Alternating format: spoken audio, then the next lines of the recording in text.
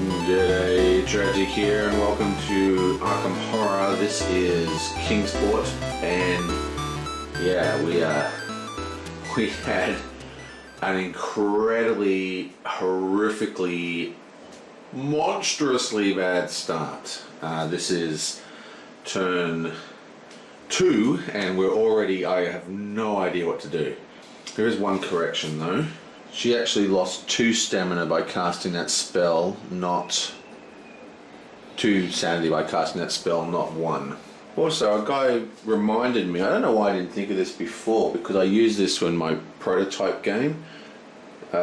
Just get like one of these bull clips, and you can stick the cards in there, or you can, to use as stands, you can make like little custom miniatures any way you want. And the cool thing is it doesn't even get pinched, it's just going between the little holders.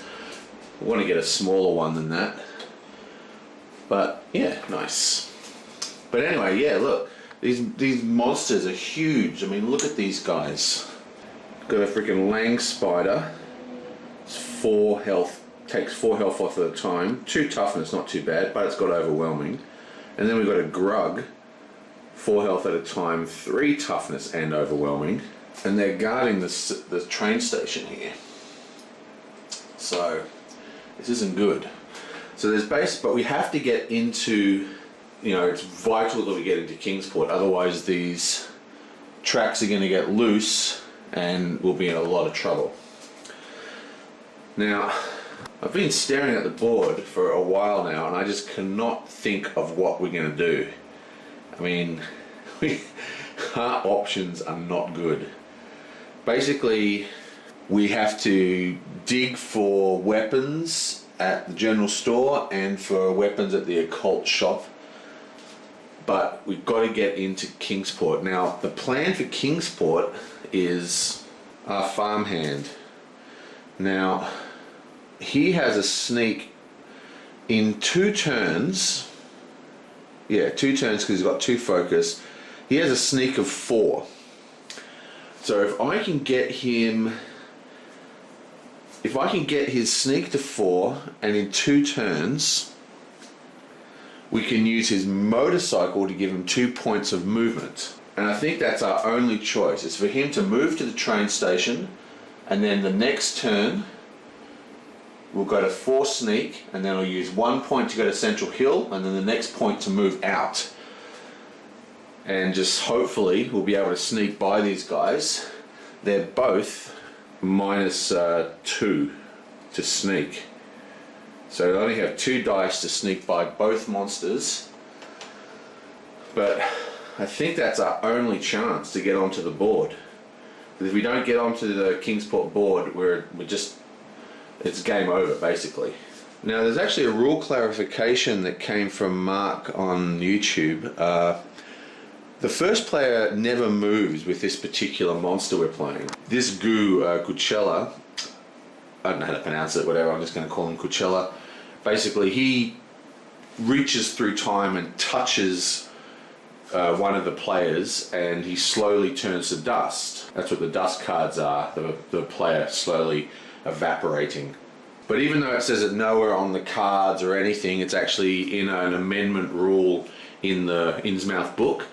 You can't actually move first player, so whoever's first player is stuck first player the whole game. But that's fine, because she has the ability to sort of regain sanity anyway, so she's the best for us to be the first player.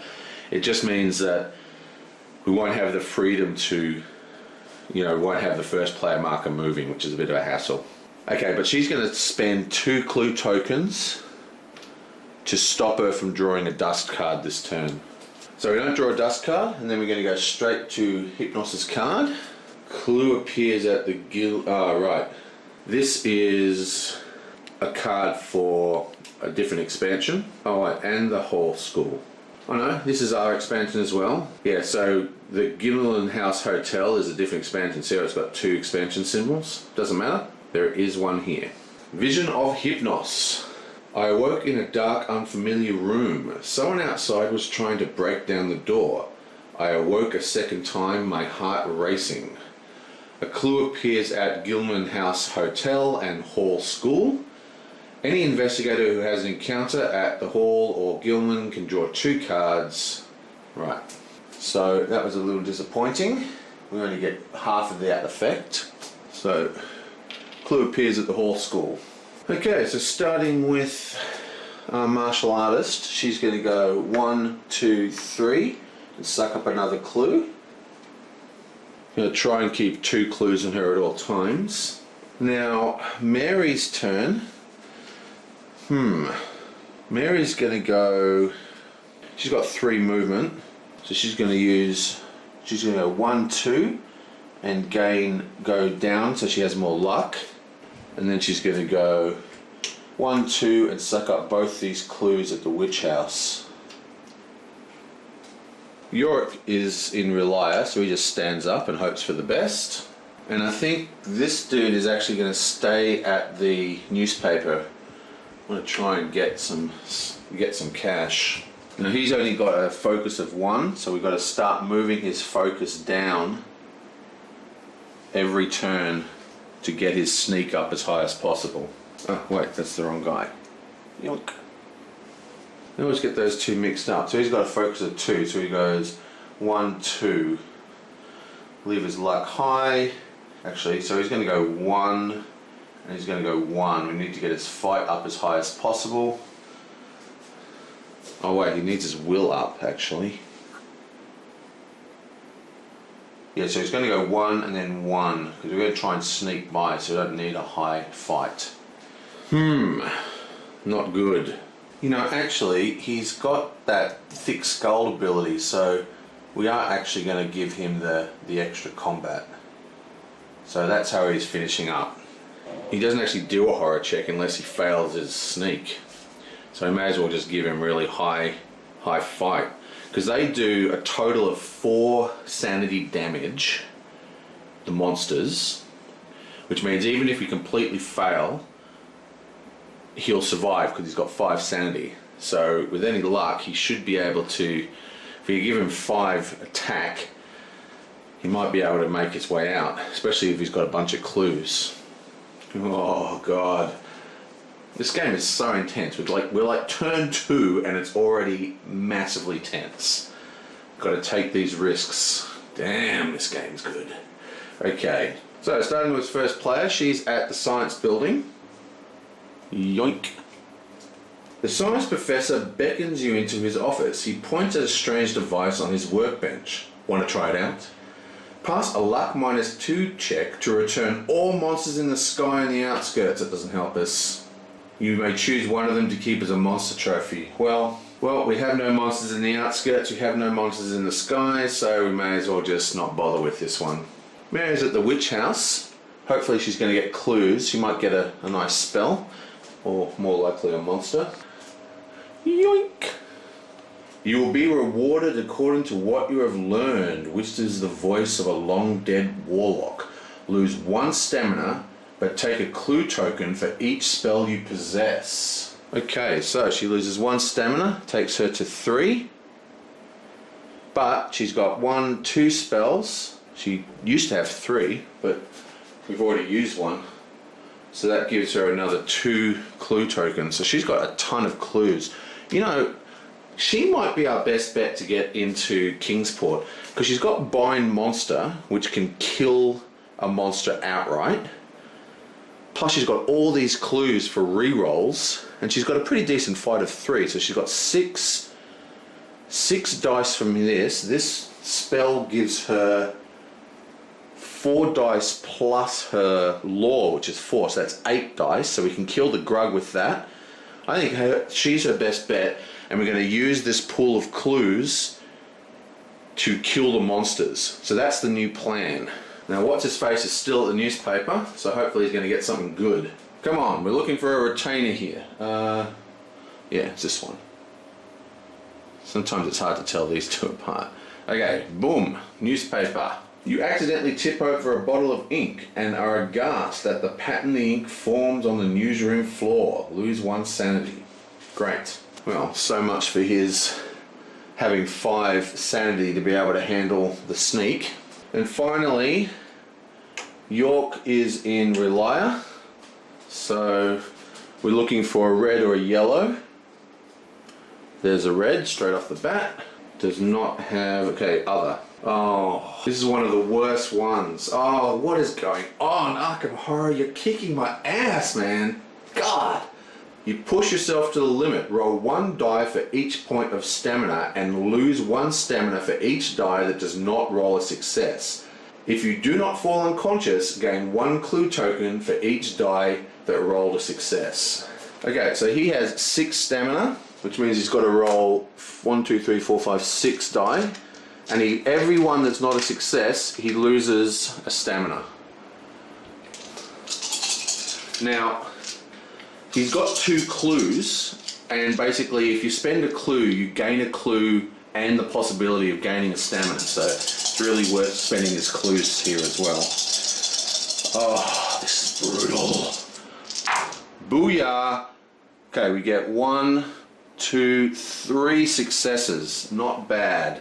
Not bad at all. That's actually good because that gives him 5 clues, which means he can close that gate when he comes out. Bam, he goes down to 3. That card I've seen, that card wrecks me sometimes. I've seen that card absolutely wreck you, you know, you can go from like 7 stamina to 1. Oh, I hate that card. Okay, so all in all, that wasn't too bad. I think I'm feeling a little more confident with the idea of sending the witch to go and try and deal with those monsters and trying to sneak past. I'm not a big fan of sneak. I'm usually, you know, kill them kind of player.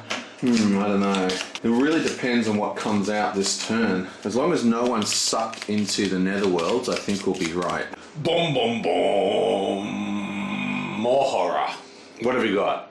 Something good. Well, goodish, I guess. Okay. Gate appears at the Black Cave. So, what have we got here? Black Cave. That's down there. What we want is, there's a gate that has the oblong symbol, and if we could close that, we could actually banish all the monsters. Okay, so what you got for us? Give us a good monster for a change. Something not crazy. Anything but a warlock or, you know, like a 3 toughness creature. And we get a ghoul. That's a bit more like it. Ambush. That's alright. Ambush just means that once you start combat with this guy, you can't run away. We've only got 2 stands left, so there's 2 monsters until we hit the monster limit. Not good. We've got no allies so far, so we're really sucking on the ally front. Oh dear. Okay, so what have you got here? Is that it there? Yeah, that's it there. So it's white movement on all the blacks. So just grab this, yonk. Oh, it's a bit unstable at Walter Street. We've got 2 cracks forming. Gotta get on that ASAP. Okay, there's a clue at the Roadhouse. Juicy 2. Okay, so we've got hexagons moving on white, and we've got oblong, triangle, and star moving on black. That's actually really good for us. Okay, what's this guy? This guy's a hexagon. He moves out. She is a circle. She stays still, but both of these monsters are oblongs, so they move on black. So they're both moving into this street here. That really helps us. I think we've got to use this opportunity to move in there straight away. Basically, this location up here has a crack in it, so we can deal with that next turn.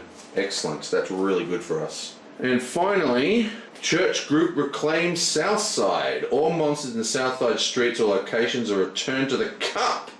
Good on ya.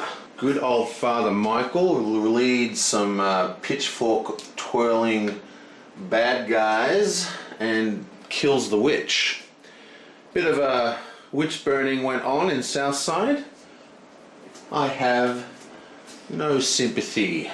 Okay, so that was not quite as, I mean, we didn't actually, it wasn't a great turn, but I'm feeling it. Oh wait, did I open the, what did I not do? Oh, the Doom track. Boom.